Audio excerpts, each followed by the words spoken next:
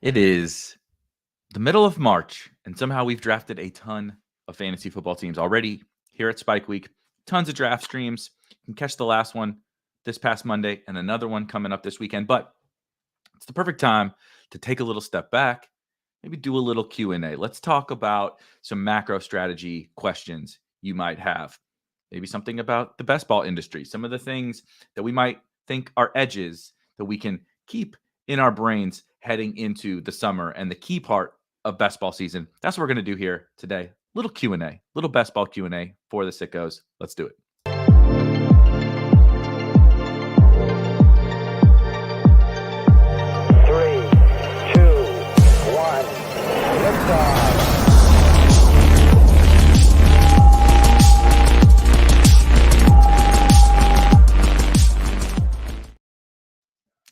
Hello. Welcome. Thank you for joining a fun little doing something a little bit different here. You know, we do tons of best ball drafts. We do tons of different strategy content and video podcasts and across all sports. We just released an MLB best ball roundtable earlier today. And of course, we've been drafting in the big board. We've been drafting on drafters. We've been drafting like crazy. That's what we do around here. But I thought it was the perfect time. You know, we're kind of a little bit past the key part of NFL free agency. The draft is still a little bit of ways away. You know, Best Ball Mania and Drafters Championship and DraftKings NFL Best Ball are a little bit further away. Baseball is getting going, but we're in this perfect spot that I thought it was a great time to kind of take a step back. Let's just talk. Let's get some questions. You know, some people might call it a mailbag, a Q&A, and let's dive into some of the questions that you guys might have. What's top of mind? What are some strategic thoughts that you're having, or some questions that you're having around maybe some new contests or some things that changed in the best ball landscape? We're going to dive into all that really quick. First, some housekeeping. It is, as Melch says, it is March Madness Eve. For those who celebrate March Madness like myself, you're very excited. It's like Christmas Eve around my house. But on that note, even if you're not a March Madness person, we are running a special, completely free March Madness bracket challenge for the Best Ball Sickos specifically. Go to my Twitter. It is my pinned tweet. There is a bracket challenge that we started. It is on ESPN. It is free. Anyone who enters is eligible to win. If you win the bracket challenge, you will receive Spike Week premium tools, content, our almanacs, anything that is Spike Week premium for free for life. So you will be a Best Ball Sicko for $0 for the rest of eternity. You just got to win the March Madness bracket contest. Like I said, go to my Twitter. It's the pinned tweet. There's a password. It's super easy to get into. You probably already have a bracket filled out. If not, fill out a bracket real quick, enter that. There's like 200 people in there, something like that right now. And you can be entered to win Spike Week for free.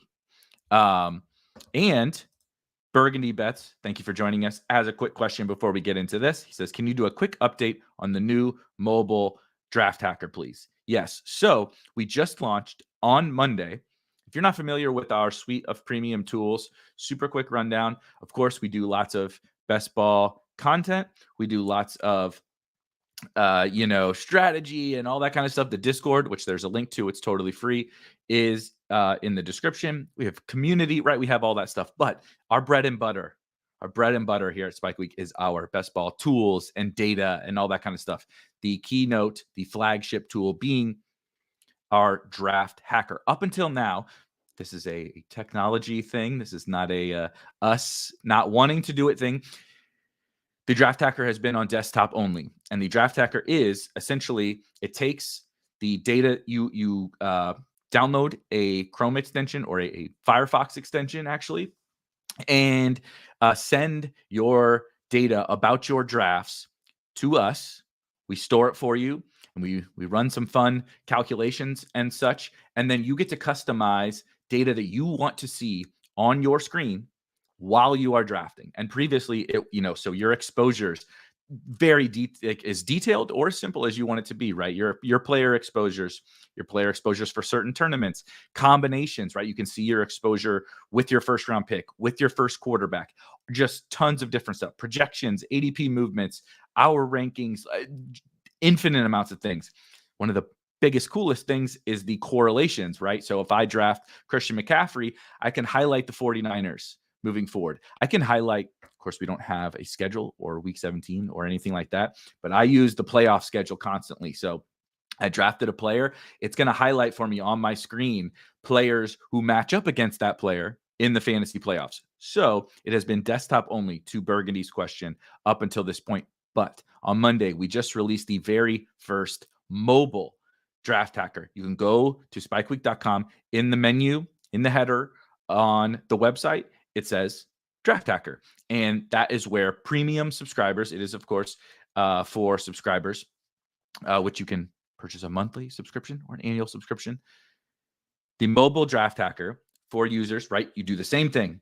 Sign up, send your information to Spike Week, and then within the mobile draft hacker, you can pull it up. You're laying on your couch, right? You're laying on your couch, or you're using the restroom, or wherever you like to draft. No judgments. We are sickos around here. No judgments. You're using your phone to draft. You pull up, and this doesn't have to be on Firefox, right? This can be on Chrome or Safari, wherever you like to, whatever browser you like to use on your phone. It will work kind of as a side-by-side. It won't overlay onto your Underdog app or Drafters app, but it will work as a side-by-side. And as you go through your draft, you get to kind of, again, pick and see what you want to see about the player pool that is available to you. So it's test it out. It'll work better when you try it out. It automatically kind of removes players from the player pool. You can add them back in if they don't get selected, but a mobile draft hacker is available now. And I think it's pretty life-changing. As someone who, of course, drafts a ton on my desktop, which is where I'm sitting here at my desktop, life gets in the way. We want to draft from our phones. It's fun to draft from our phones, and it's a game changer. It's a total game changer to be able to see your exposures and player combinations, playoff schedules, correlations, and all that kind of stuff on your phone while you draft. And it only takes a couple of extra clicks, right? Click in the guy that you drafted. You can see it on spikeweek.com on the mobile draft hacker, and you have your Underdog or Drafters or DraftKings app right up alongside it. Just got to swap back and forth during the draft. Super easy to use. Like I said, huge game changer. I think that's mostly it for housekeeping. Apologies. Thank you guys for hanging in there. Yeah. Melch says, in the bathtub with some candles and a glass of wine is where he likes to draft. Actually, there is one more thing that I do have to get to. I apologize for the delay. I should have had it ready. This is totally my fault. But for the Wednesday shows, this is your first Wednesday show. We started something new last week where we are giving away tickets every single Wednesday show. You have to be here live to enter every single Wednesday show. I am about to post the link to the Google Doc. Of course, I screw it up. Posting a link to the Google Sheet in YouTube chat. In the first column, enter your name in that first column, and we will get you entered to win a ticket to the Drafters NFL Best Ball Championship. I suspect it's going to be a $20 tournament with a big first prize. Last year, the Spike Week Sickos took down just so much of the Drafters tournament, including the top two places. Shout out Dorito and Updog, taking down first and second in the Drafters NFL Best Ball Championship for about $500,000 between those two fine gentlemen. And we're running it back with our partnership with Drafters, even more so this year. Check that Google Doc. In the very first column, just put your name, whatever your username, your actual name. I don't care. We'll get in touch after the show. And at the end of this, we're going to spin a fun little wheel. Everybody that enters themselves in to win will get a chance and give away a ticket to the 2024 Drafters NFL Best Ball Championship. And that will be every Wednesday. So if you like free contest entries, come hang with us here on Wednesdays. That is my other housekeeping item. But let's get to what we wanted to talk about, best ball Q&A. Since you guys are here live, we're going to hit your questions. We're going to hit your questions first. We got a bunch of questions in the Discord, so we'll get to those here after. But like I said, kind of at the top, this is complete, right? This is a Q&A, mailbag, whatever. There is no question, no wrong, right? There's no wrong answers. There's also no wrong questions. It could be as specific as what do you think about a certain player for this year, as big as what's your favorite draft strategy for NBA playoff best ball. It could be, something about the best ball industry that has nothing to do with draft strategies or anything, right? Where's the best ball industry headed and all of those kinds of things. No question is a bad question. Let's see. Go AZ Cards, Charles says, before you get all Galaxy Brainy. Answer the most important question. How many guest appearances will you do after the Stripers and Blow Dry out? What does this mean? Can you okay. Little autocorrect here. What will you do after winning Best Ball Mania? I assume is after winning Best Ball. Oh, okay, I see what the question was. I'm not going to repeat it. And we'll keep it a little PC. After winning, I get it. After winning Best Ball Mania, excuse me for not getting the thing there. I think it was the lack of the typo that got me. After winning Best Ball Mania, how many guest appearances will you do? That's a great question. It seems as though in this space, a great question to lead in with. In the content space, someone wins and everyone wants to have them on their shows, right? I have done shows with Corain already plenty of times. And after Liam won, he came on an old kind of, not old, but a show we were doing once upon a time that I would really like to bring back called Best Ball Bros, which is more like a interview style show, casual, get to know people from within the space. So I've definitely done it too. But you notice when somebody wins something big, they're on all the podcasts. I have my own. We have our own. So I don't know. That's a really good question. I imagine that I would want to go talk to some of my friends and just talk about life and the experience of winning a big tournament. I've been lucky enough to win some pretty sizable DFS tournaments in my life, but nothing like millions of dollars. That is for sure. So I think I would try to enjoy myself a little bit. I think, we work with, even though this career is fun and so much better than, a lot of jobs I could have, a lot of jobs that some people do have, it's a blessing, but we do work hard. We work hard, and the best ball space, the blessing and the curse of it all is it has become this crazy year-round game, right? There's Underdog is launching tournaments for the next year before the Super Bowl, and it's totally year-round, right? There's tons and tons of money to be made. The other sports are growing. Baseball is growing. Basketball, we'll see. Hopefully it can continue growing, but I love the other sports as well. We have playoff best ball. So the grind really never stops. There used to be an off season where, January, February through May, June even was like a dead time in the fantasy football calendar. So I think I would honestly, I'll take the wife on a trip. She has to deal with my bullshit so much, and talking about fantasy football year round every day to internet strangers that I think we'd go take a little trip or something. Yeah, I will. When I get a chance here, I will grab the link to the March Madness pool and post it in the chat as well. But for if you're joining just now, make sure to scroll up in the chat a little bit, and there's a link to a Google Doc to get entered to win the ticket, the drafters ticket to the drafters best ball championship. Shout out Billy Jones. We joined us, is doing awesome work for us, by the way, here at Spike Week. You need to go read his Zero RB article. Go to the website, go to spikeweek.com, scroll down a little bit and find his Zero RB article. It is awesome stuff. I think you will learn a lot by reading it. But Billy also joined us yesterday for our MLB roundtable, really sharp MLB best ball player. And he says, What's the most uncomfortable strategy or dynamic that you are coming across right now, and how are you handling it? Yeah, this is a great question. I'll frame it through NFL for sure, but I think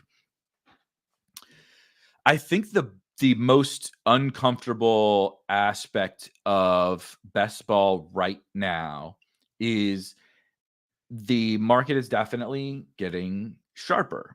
And what that leads to is the strategies, the basic things that were edges before become non-edges or very minimal edges.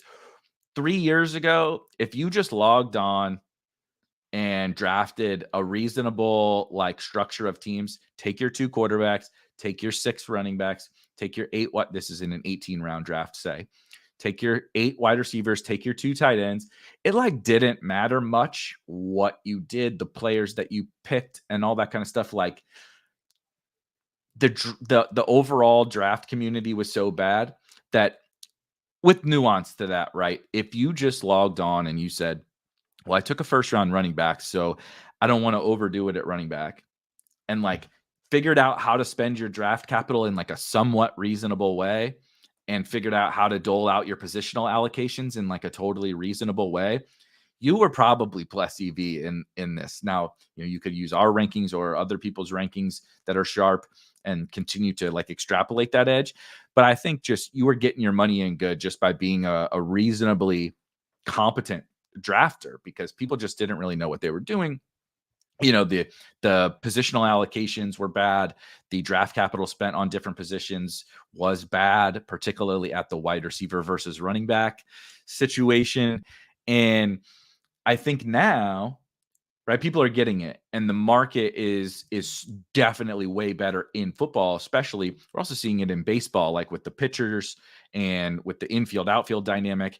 In football, we're seeing it with running back versus wide receiver big time, where I talked with, speaking of another zero RB piece of content, we had a zero RB State of the Union with myself and Ben Gretsch that you can go check out on the channel as well, or in the podcast feed if you prefer audio formats, where if you look back 10 years ago, I know that's a long time, but 10 years ago, the entire first round of fantasy football drafts was running backs. Calvin Johnson was the only non-running back first round pick. And then the second round was mostly running backs. And it would be Aaron Rodgers type quarterbacks in the second round. There was just such an edge in understanding the rules of the game, and the fact that we probably shouldn't spend that much at running back. We probably shouldn't draft pocket passing quarterbacks in the second round.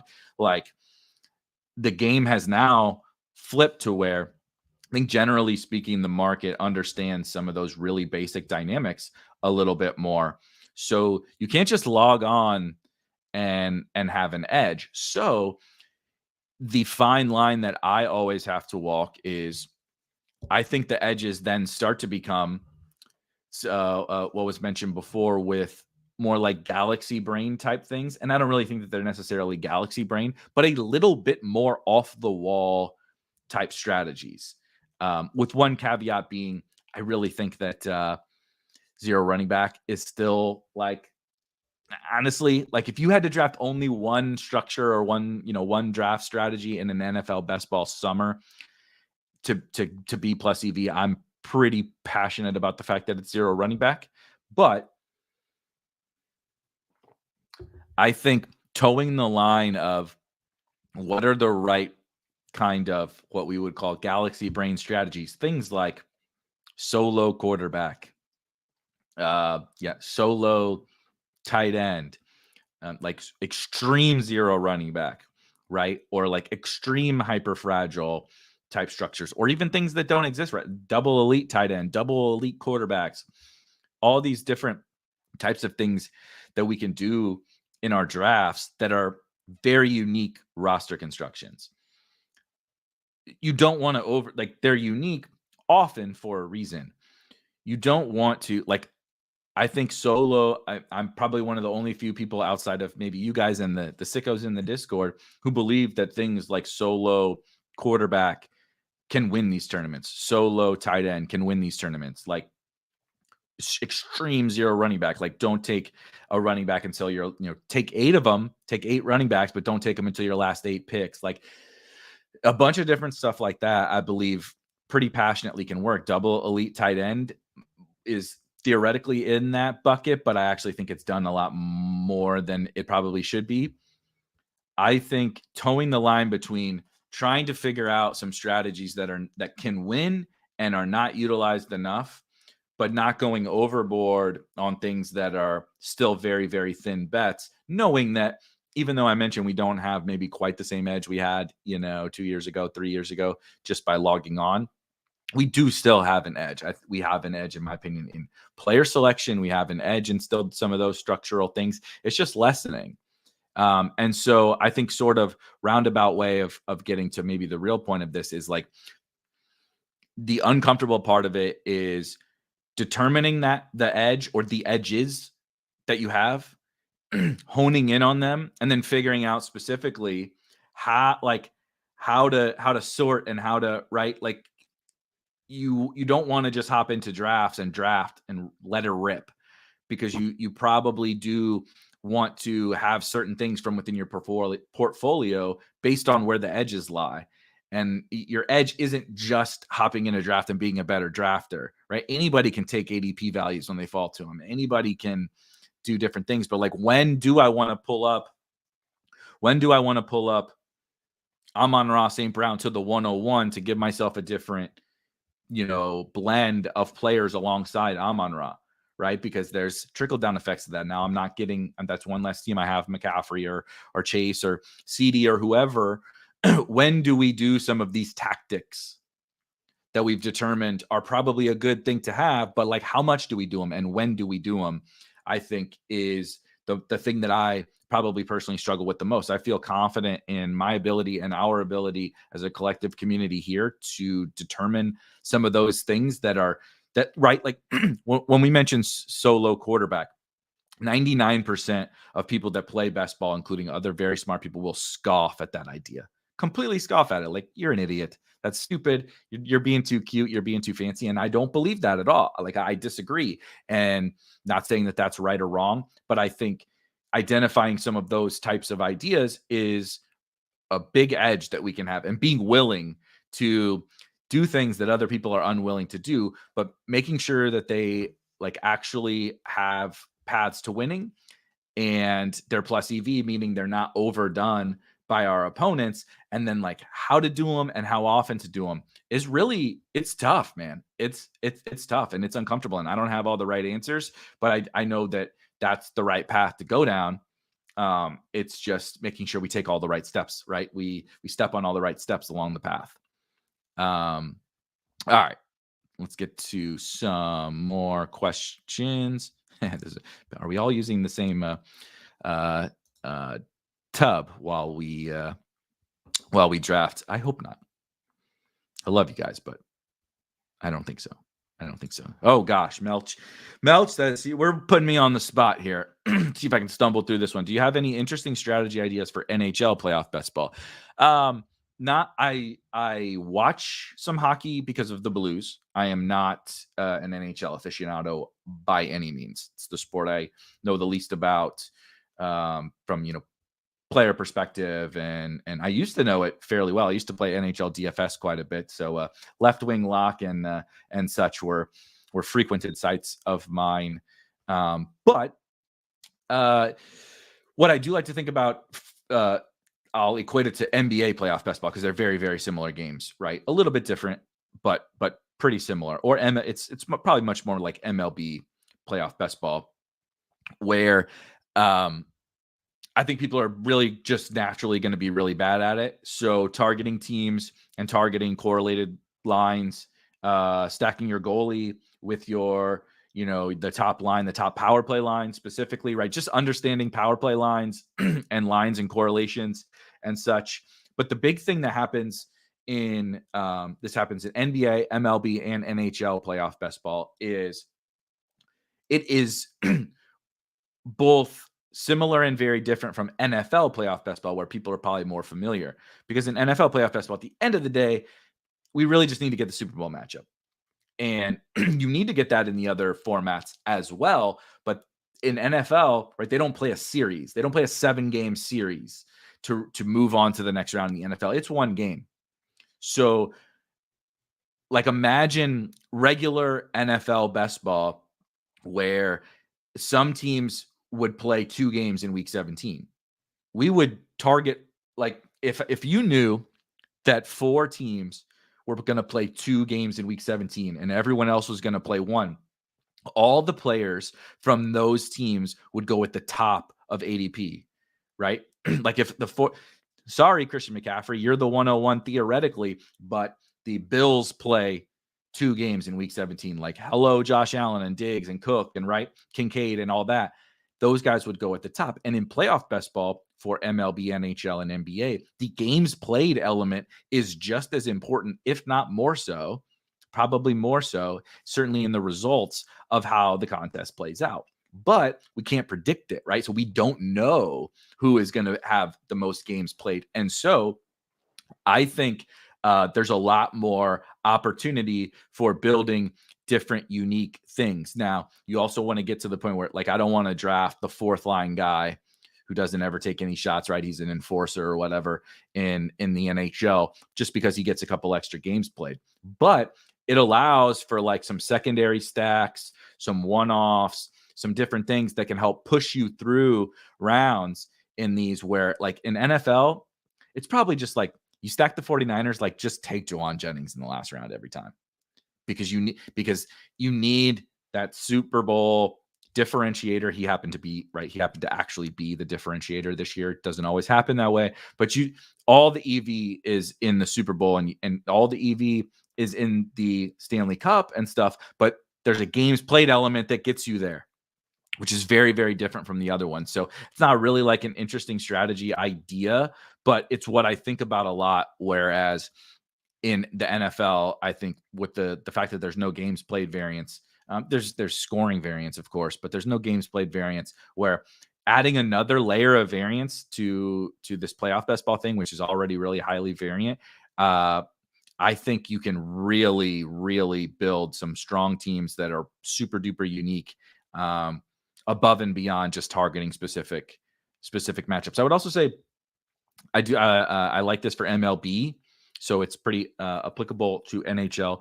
Definitely, right, stacking and little mini things like people probably already know, bringing your goalie along on your top line stack, but also just targeting unique, right? Look through the field and look through what Stanley Cup matchups are the most popular, if you can, right? We of course have things like opponent IQ on for Spike Week subscribers that you can download your team, send them to Spike Week, and you can see what your opponents are doing. But, like, in the NBA, it's a little bit more predictable. NFL, like, the Steelers aren't going to make the Super Bowl, those kind of things. The Bucks aren't going to make the Super Bowl. But in these other sports, there's a lot more variance in who makes a run or who makes it to the Stanley Cup or who makes it to the World Series. Look at the Arizona Diamondbacks, right? There's so much more variance that I think a huge portion of the strategy is targeting some matchups that other people aren't. Whereas everybody in the NBA is like, give me Nuggets and Celtics if at all possible. And they're not necessarily wrong for that because the favorites are so much stronger. But in the NHL, there's so much more variance that for me, as someone who doesn't know the NHL quite as well, I would be specifically targeting, matchups that I think are massively underowned in terms of their probability to be the Stanley Cup Finals. Let's see here. Next question from Mad Sox says, zero RB more or less viable in the drafters format. I'd say about the same, actually. Zero RB1 crushed on drafters last year. A little bit to do with, CD. You really just needed CeeDee Lamb. Christian McCaffrey was great, but you really just needed CeeDee Lamb and, frankly, Amon-Ra St. Brown or Devontae Adams. You needed some combination of those guys. And zero RB gets a rap of not being able to necessarily produce early in the season. So it's viewed as you can't win a cumulative scoring format. And that's been debunked for multiple years now. The winner of the regular season prize 2 years ago in Best Ball Mania was a 0 running back team. And the teams who crushed on drafters, including the top 2 teams from Spike Weekers who won, were 0 running back teams. And that's because the phrase 0 running back sounds like you're not getting any points at the beginning of the season from the running back position. But the running back market has shifted so drastically that that's not true at all. It's just flat out not true. There are running backs from easily from round 6 on, but from round 8, 9, 10 on that are going to produce day one, like straight up day one. Raheem Mostert was producing from day one. Now, can we necessarily pick them out always? No, not necessarily, but we know they exist. So maybe I'm talking myself into it's more viable. I don't know that it's more viable, but I would just say it's pretty neutral because not because like 0 running back inherently probably should be less viable in a cumulative scoring format, but the market has shifted in such a way that all the good wide receivers were so much better at pricing wide receivers, were so bad at pricing running backs, that all these superstar wide receivers go at the top and all the running backs get depressed in price. Right? Rashad White's an 8th round, not this year. Rashad White last year is an 8th round pick. James Conner will forever go in like the 8th round. I said both of the Steelers guys this year are around there. The Bengals guys go around there. Like these guys are going to produce week 1. Are they going to be the RB1 in fantasy in week 1? No, but you're getting superstar wide receiver production. You just need them to be good. You don't need them to be the RB1, and you're going to have a bunch of them. You're not just going to have 5 running backs. You might have 8 of them.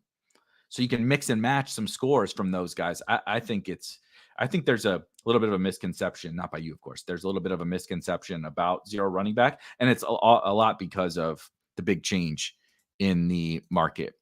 Best Ball Moderate asks, are you thinking about exposures right now? I don't like the idea of correcting exposures. We actually had a little bit of a conversation with this about this in the Discord today. What I'll say is in the early contests, I actually believe I don't personally worry about exposures. And I actually think it's pretty important to think about exposures, but not think about them in the way that I'm going to try to flatten them out in early contests. Because if you think about the early contest, there are way more viable players, or certainly way more players that we perceive as draftable right now. Because certainly before free agency, right? It's dwindled. That's what it goes through in these early contests. It opens up and you're like, there's a million free agents and a million rookies, and I can wish cast anyone into being a pick that's worthwhile. Then free agency comes and some trades happen and stuff, and it dwindles a little bit. But still, there's still a bunch of guys. Like we still to this day don't know exactly what's going on with the Dallas backfield or the Chargers backfield. We don't know where all these rookies are going to land. There's still more free agents. T. Higgins requested a trade. There's still so much more to shake up. So there's so many more guys we can talk ourselves into as viable. Like, what if T leaves? What if T stays? What if T goes to this team? What if Jonathan Brooks goes to this team? What if the Cowboys don't bring another running back? We can talk about all these things, but once we reach May, we're pretty much going to know all those situations, and a lot of the player pool is going to get reduced. So at that point in time, it can make a little more sense to, if you prefer it that way, massage your exposures a little bit. Make sure you're not getting out over your skis on something that maybe you didn't intend to or whatever. Right now, I actually think it's the best time to not worry about the exposures, because you are never going to be able to cover all of the bases that you could possibly want to cover. And by actively massaging them, you end up spreading yourself so thin, or it's very possible. You may not, you may be good at it. I'm not. So maybe I'm projecting, but it's very easy to spread yourself so thin that you end up cutting off your nose to spite your face. You were like, I didn't want to get too overweight on an uncertain situation, that you ended up underweight on every uncertain situation, so much so that you never were able to reap the rewards of any of them, right? Think about the fact that, just think about the math. Let's say, just for easiest math, you draft 100 teams, because I don't know how many people are maxing the big board. You draft 100 teams. So you draft 10% of some late round running back. That's 10 teams. You have a whopping 10 teams with that player on them. All right. So you got 10 teams with I'll use one of my examples. You got 10 teams with Ronnie Rivers. All right. Kyren goes down. You hit on Ronnie Rivers. So you advance the Rams, this Rams backup running back at an above average rate. You advance 40% of your Ronnie Rivers teams. You have 4 playoff teams with Ronnie Rivers on them. And in the big board, we know you're probably got some rookies on there. They're probably going to miss. There's going to be other injuries and natural attrition. So then you have the playoff format. You have Ronnie Rivers. He's a great pick. You maybe hit some other stuff. You still need to score a bunch of points in weeks 15. You still need to score a bunch of points in week 16. You're still a huge underdog to even make it to week 17 because you only have 4. You only have 4 teams. And that's with drafting 10% of him. Now take that number down to 2 or 3%. You spread all that out amongst all these guys. 2% of him, 3% of him, 4% of him, 5% of him. You got 2 teams of all these guys. So when they hit, you got 2 of them. You ended up just through the sheer math, spreading yourself so thin that even though you mitigated, the goal was to mitigate your risk. All you actually did was mitigate the risk on, being overexposed to a dud, but you completely deleted your payoff, your upside, which is the whole thing we're playing for. So I think personally, you should be more comfortable with the stands. We all have guys. We all have guys we prefer. Whether you're a player take bro or not, it doesn't matter. The player take thing has nothing to do with taking stands on players. You could not watch a lick of football and your process leads you to believe certain players are undervalued. And if that player is undervalued to you, I don't think you should worry so much about exposures to them. Now, you can try to get them at good prices. That kind of mitigates your exposure risk and stuff doing it that way. But I don't think you should worry about it. Dude, it's March. You're playing March best ball to do risk mitigation. Don't play. We got best ball. We got the whole summer. We got the fall. We got tons of time to worry about smoothing all that stuff out. These tournaments are not for that. I don't think, for me personally, just my 2 cents. Benjamin says, after all the reshuffling of ADPs, what team or teams are you targeting as good values in the new landscape? Cheating answer, because I would not classify them necessarily as good values, but I'm going to say this about 1 million times over the course of the next 5 months. You will not catch me drafting the Falcons for the last 2 years and going through that pain and that misery, watching Arthur Smith draw up plays for Scotty Miller and Cordero Patterson and Jonnu Smith and Matt Collins, and watching Marcus Mariota sail the ball over the head of Kyle Pitts for a 60-yard touchdown, or Desmond Ridder throw a goal line interception or fumble.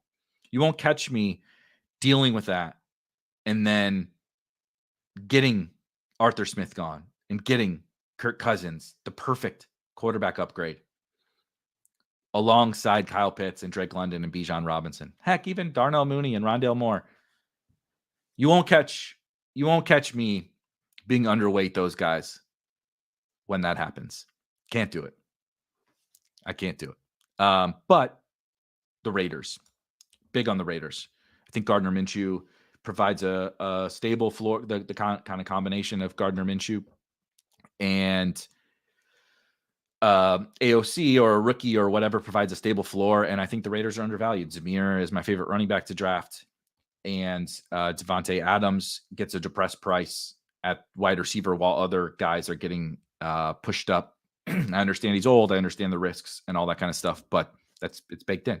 It's baked into the price. Same for Jacoby Myers, same for Michael Mayer. So I definitely like the Raiders.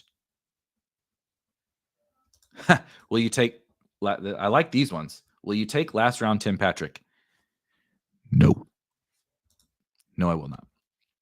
No, thank you.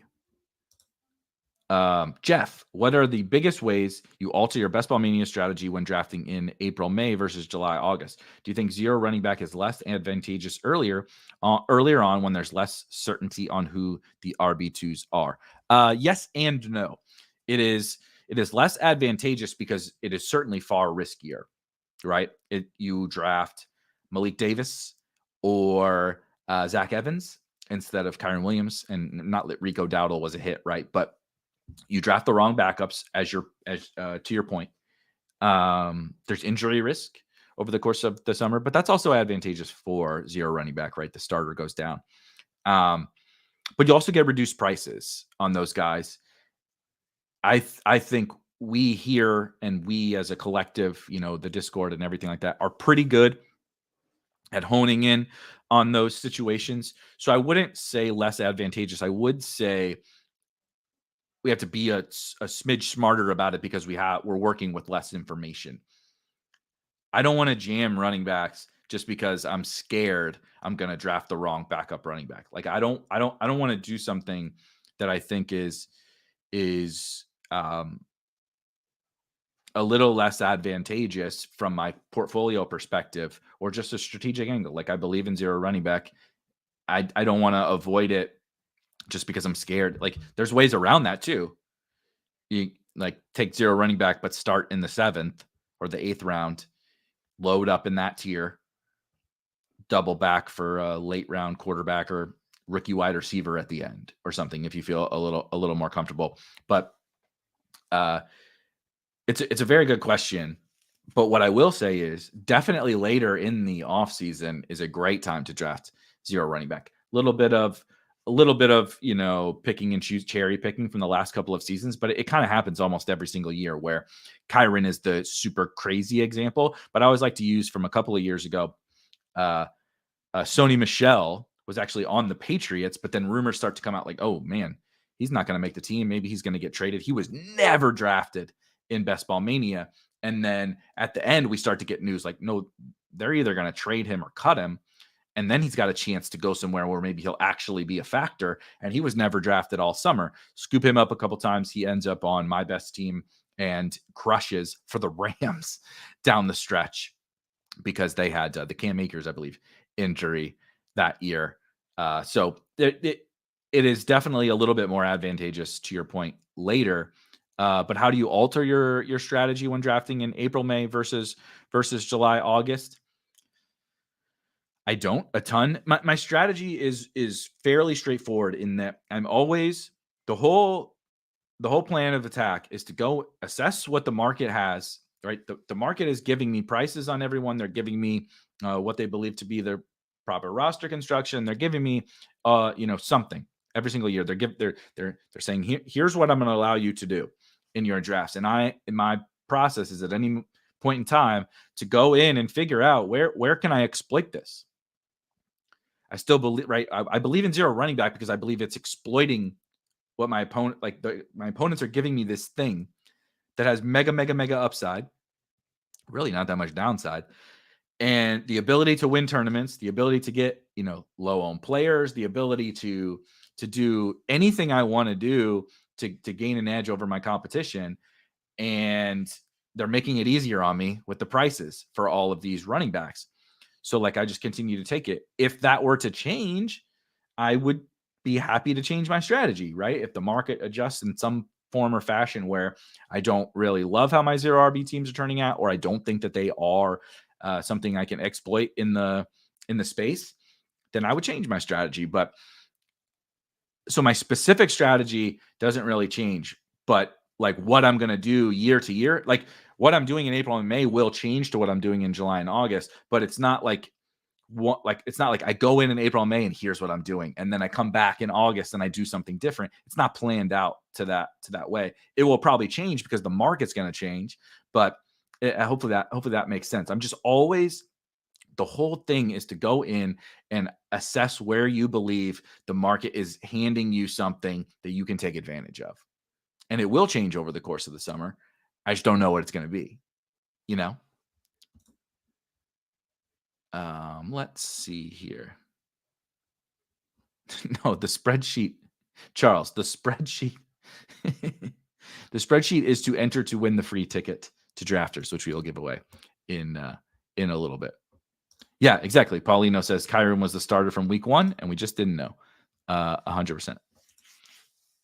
Arizona Mountain Man, NBA playoff best ball with Towns likely out. Who is the target? Not Gobert. Not Gobert. The target is fade Minnesota. There's my stance. Cheating. I'm cheating. The target is, say whatever you want about Karl Anthony Towns. The Timberwolves offense is too limited without him. They built, I'm not sure that they could make a run even with him, but like you just can't go to war with the Nuggets and the Clippers and the Thunder. Even the Pelicans now, look what the Pelicans are doing with Zion emerging and them playing better defense and them getting healthy. Trey Murphy and everybody is getting healthy. Larry Nance. You can't go. You just can't go to battle with Mike Conley and Jade McDaniels and Kyle Anderson, Nickeil Alexander-Walker. Like you just can't. Gobert's had an amazing season. Anthony Edwards is amazing. They just can't. I would just rather fade them for me personally. But if you had to pick one, probably McDaniels. Just maybe he does somehow take some big leap. He's going to have to play an absolute shit ton for them because he's their best defender. He can play kind of stretch 4 type of situation. Ant is the easy one, but it's Jaden McDaniels. Not Mike Conley. It's funny. Clancy says, Mike Leone did some analysis in BBM3 that zero RB got more successful later. Yeah. I mean, I imagine that's it. More successful is a relative term, and it's over a large sample. That doesn't mean I would bet you have the best chance to draft the running back team when the contest opens. It's just unlikely that you do it. And that's also just Best Ball Mania 3, right? Like, just because something doesn't happen doesn't mean it wasn't possible, right? It's like people will look at the winning. People always look at the winning teams or what happened in a given season and then try to extrapolate. I'm not saying Mike did this because Mike's really smart. Mike did awesome research, but I'm saying just because something happened in Best Ball Mania 3 or just because someone didn't draft the right team, a couple of years ago, we had a ton of running back injuries later in the season. You got insane values on zero running back teams, right? Darrell Henderson. I'm trying to think of who all got hurt that year. Henderson, Dobbins, Gus Edwards. There was like a bunch of running back injuries over the course of the summer. So you actually could have drafted the stone nuts at zero running back early that year and not later because the pool dried up more. But that doesn't always happen either, right? It's just so binary in terms of how it's like, did someone actually draft the right combination of players, which is often unlikely? And how does that, oh my gosh.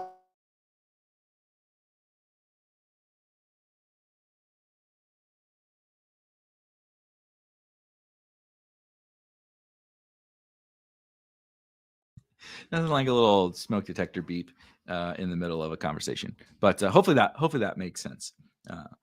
But yeah, agree. Will be interesting to see how kind of some of that stuff. The early drafters and UD big board winners from last year were not zero running back teams. So but again, that I wouldn't look so hard at just the winning team. Is kind of my general thesis of that. I wouldn't look so hard at because just looking at the winning team, that's not really telling you a lot. I would look at the things that happened. Like you could have absolutely won early contests with zero running back teams. Just because it's hard or just because someone didn't do it amongst a few, tens of thousands of teams, it's really easy for someone to not get the right combination. And the actual still best pick was Kyron Williams. And the early drafters team took Kyron Williams. Kyron Williams is why they won. So zero running back actually was very powerful in the early drafts. It's just that people don't do it as much. Zero running back is not drafted very much. So the idea that like it can't win or you shouldn't do it at any point in time always has to relate to how much it's being drafted as well. It's not just about can it win or can it not win. It's if no one is doing this, we know it can win. It's hard for it to win, but it's hard to win these tournaments anyway. It's hard to draft a running back in February and him be healthy throughout the course of the whole, from February to December, right? That's also very hard. It's just that I think we just have this interesting natural like inclination to be more worried about the variance of running backs. We're also going to whiff on late round wide receivers now. Guys are going to get cut. We're going to absolutely get the wrong rookies. We're going to get the wrong guys we think are wide receiver 3s. Like, we're going to whiff on every position that's late. I think we just worry so much because the running backs end up being like definite zeros, and we can tell ourselves, but the wide receiver's on the roster. He could get there or whatever. I think there's an interesting dynamic around that. All right. I do just want to hit some of these questions from the Discord really, really quickly so that I don't get in trouble for my folks in the Discord. And then we will give away our free ticket. What I will say is we'll try to have, like, whether we could do it in the Discord, we can do it here live streaming on YouTube. We'll try to mix in some of these like more, just like I said, mailbag Q&A type conversations.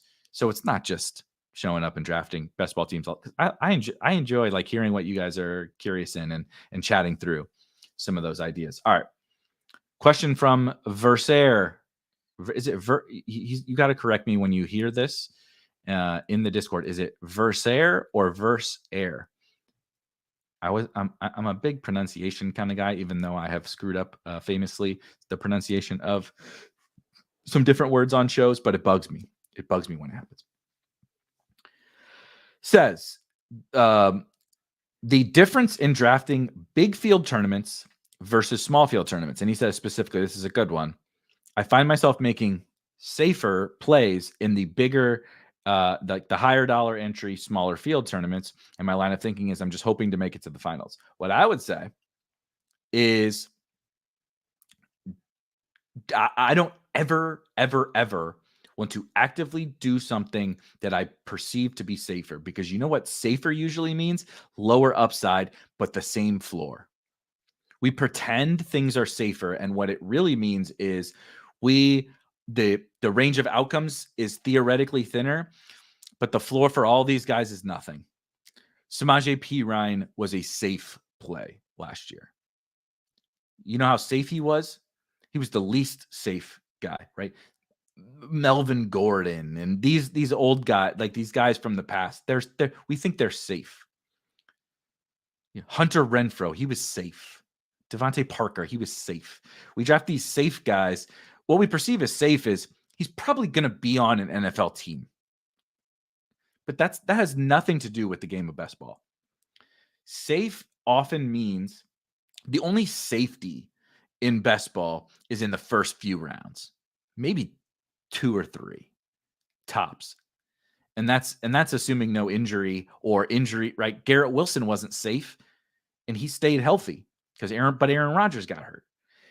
There is almost no such thing as safe in best ball. And as soon as we can wrap our brains around that, I think we can start to do some stuff.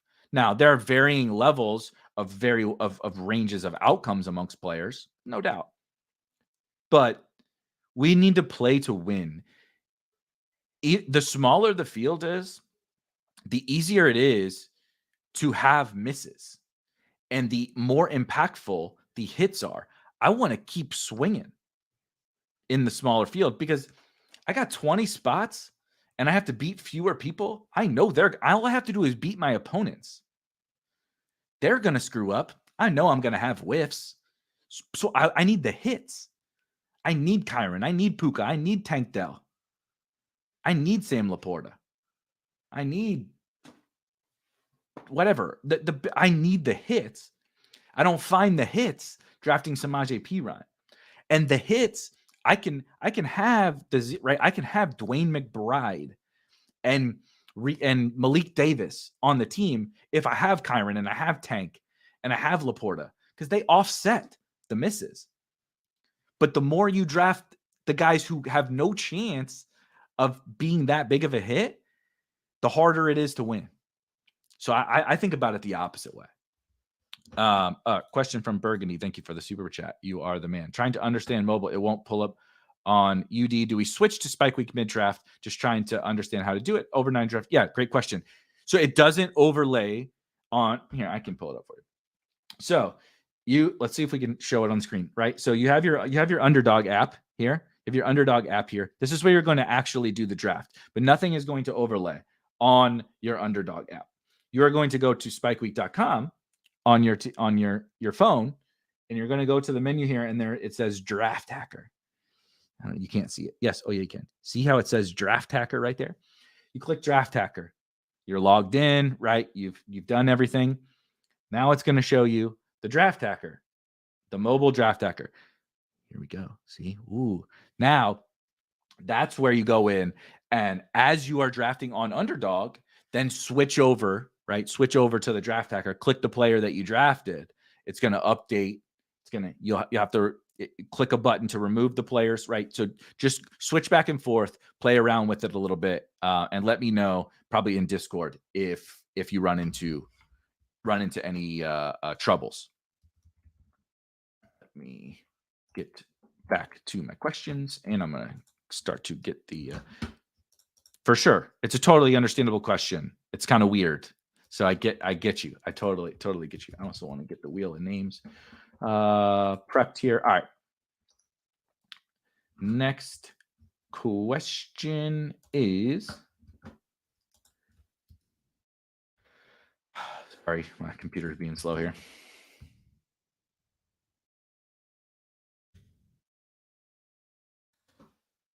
All right. What offenses are going overlooked early that could have massive playoffs? I'm going to stick with the Raiders. I really think that they're the most undervalued offense right now. They got good football players at like every position. They made a push down the stretch. Really consolidated. Second year leap for Michael Mayer. Big fan. This one was good. Who was on your early draft season invisible list? Carolina Panthers. Sorry, Chuba. You did me right last year. But Bryce Young, Deontay Johnson, Adam Thielen, Jonathan Mingo, Chuba Hubbard, Miles Sanders. Still doesn't do it for me. Not interested in the Carolina Panthers. And also, what's worse, having 50 slow drafts live or having to eat a bowl of delicious chicken soup? Well, I would absolutely 50 slow drafts on the clock is definite misery. Big time misery. However, there's upside. I can see the upside that comes from the 50 slow drafts, right? There's $50,000 at the end of the tunnel. There's $100,000. There's $3 million, $5 million.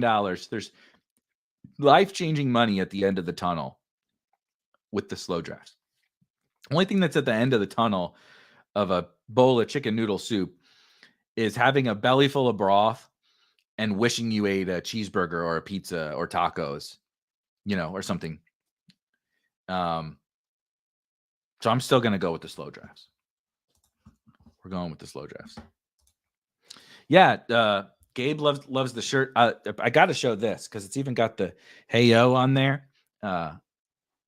Big fan of the old school wrestling stuff, and man, there's some hotness in the merch game around Razor Ramon. Let me tell you, Instagram always gets me. I use Instagram to stay away from Twitter. I find I've curated my Instagram experience much better. It's like dogs, mostly dogs. If I'm being totally honest, it's mostly dog stuff. But I've curated that, like comedians and dogs and some business stuff and motivational stuff and all that kind of stuff. I've curated my Instagram experience, but Twitter is just the worst. So I just post there for business type stuff, basically work. But on Instagram, the mistake I've made is clicking on the damn ads for like all these merch shops and t-shirts. Now my feed is constantly filled with like throwback wrestling and throwback sports and like throwback pop culture merchandise. And I mean, shout out to them for the advertising. They are good at it because it makes me want to buy it every time. Every time. Like if I'm not careful, like we'll have a closet full of early 90s WWF shirts. Yeah, see, I don't have this problem. I don't have this problem. But I understand that some people do. Vadim says, what's changed the most about how you use the draft hacker from when it first debuted to now? Well, thank you for the shameless plug, you and Burgundy. It is that I can use it on my phone now. But I think mostly when I first started, it was like entirely correlations. I was constantly like, I didn't really worry about my exposures and that kind of stuff. I'm kind of team, as I mentioned before, not worrying too much about exposures, but even during the summer. But it was lots of correlation type stuff. Now, I actually use it a little less for correlations, and I'm a little less correlation heavy in general, and I'm much more player combination focused. That I am very cognizant of the percentage of times I have drafted players specifically with like a couple of things. My first round pick, my second round pick, my first quarterback, my second quarterback, those kinds of things. I am constantly like making sure I'm aware of that, because when I get into one of the biggest mistakes I think that I've made is I flip over the cards in September and maybe my raw exposures look totally fine, but then I just start sifting through my teams. And even though I've got 12% Jamar Chase, and I like Jamar Chase, of course, and I love this 8th round pick, I have one team with that 8th round pick in Jamar Chase because I never looked at it. When in reality, it's like, no, you have 25% of this 8th round pick. You love him. You should have several teams of him with all the first round picks. But then you flip over the cards in September and you don't have any of them. Or like last year, Lamar Jackson and Sam Howell are my two highest exposure quarterbacks, right? And there would be teams where I would have a player who I didn't love, but I was drafting. And then you flip over the cards and I have zero of that player. And this is another one, right? The opposite can also be true. As Clancy says, all my Lamar teams had Andrews last year. So even though Lamar was great, I got zero benefit because every time I was taking Lamar, I just snapped up Andrews. So the opposite is also true, where, well, I don't want 100% of my Andrew teams to have Lamar, and I don't want 100% of my Lamar teams to have Andrews either. So that, like, the massaging of those things, because I don't want to have unintended players together on teams and have one player sink a good pick when there was no reason that he should have ever sunk my whole season shouldn't be sunk because one player goes down, when those two, there was no reason that they should be on every team together, or that they should never be on a team together. If that makes sense. This is a good one. I should have led with this one, but because this is a slam dunk one. If you had access to one piece of information about this year's NFL season to help you draft big board teams, what would it be and why? Could be NFL specific, best ball specific. And he answered the question, and it is, season long or stats or whatever. It is easily week 17 stats. No question. You give me what happened. You give me the sports almanac that shows me what happened in week 17. We might be shutting down Spike Week because I'm going to win all the money. But that goes to show you how important the week 17 stuff is. It's the whole game. I'll find a way to get to the final. I promise you. I'll find a way to get to the final enough times over the course of my life or whatever. I'll find a way to get to the final if you show me. Because there's also, like, right, if a guy has a big week 17, or a bunch of these guys have big week 17s, not all of them are going to be zeros over the course of the whole season. They're not all going to be zeros, especially when you see oh my gosh, there's like 7 late round picks that had big week 17s. Well, maybe they're rookies. Maybe they, it's a cheat code. Week 17 stats for sure. I think that was it. I think that's it. All right. Let's give away this free ticket, huh? Let's give away this free ticket. All right. Let me load up the wheel. And then if you were not here last week, as I mentioned last week, obviously I don't have, these are just like you guys usernames or first names or whatever. We're going to spin this for a winner. The winner will, if you haven't signed up for Drafters, I'm telling you, big things are coming this summer. You're going to want to, Hoosier, I got you. You're going to want to be playing on Drafters. You can sign up using promo code SPIKE and get a 100% deposit bonus up to $100. Plus, we're giving away free tickets every week, and we're working on some additional promotions. It's going to be a wonderful summer, and there's going to be a shit ton of money to be won on Drafters. So just trust me. I'm not allowed to leak anything, but it's going to be great. Gabe on here too. All right. Anyone else? You got 5 seconds. Christ. Arizona Mountain Man. You guys are killing me. That I don't know. Burgundy. Drafters not in Pennsylvania. I don't think so, but check the website for that. All right, let's spin this puppy.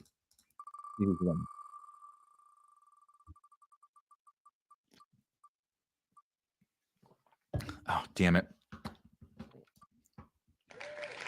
Ryan the best. I apologize. CSM. Next week, please come back. I promise. I'll give you here. If you join us next week, I'll give you 2 entries. You'll get 2 entries into next week. Cool? Fair? Or in 2 weeks. Next time you're back, please I'll remember. Remind me. We'll give you 2 entries. But Lion, I know Lion, DM me in Discord specifically. I know that'll be the best for us, and I'll make sure to get you hooked up with your free ticket. Should be $20 to the Hoosier. You're killing me. To the 2024 NFL Best Ball Championship on Drafters. This was, of course, Best Ball Q&A here at Spike Week. A ton of fun. I appreciate you guys for hanging out. I'm not just quick programming note. I'm not positive if Rob, I believe, is going to be gone for Sunday. I'm not sure if we will have the Sicko Sunday stream, but we will be back on Monday for sure for the next draft stream. And of course, join me next Wednesday. We'll have another Drafters draft and give away another free ticket. If you have more questions that were not answered here on tonight's Q&A, link to the Discord in the description. I'm always available. And I'm always disgustingly down to talk about best ball far, far too much. But anyway, that's the show. We'll see you guys next week. Peace.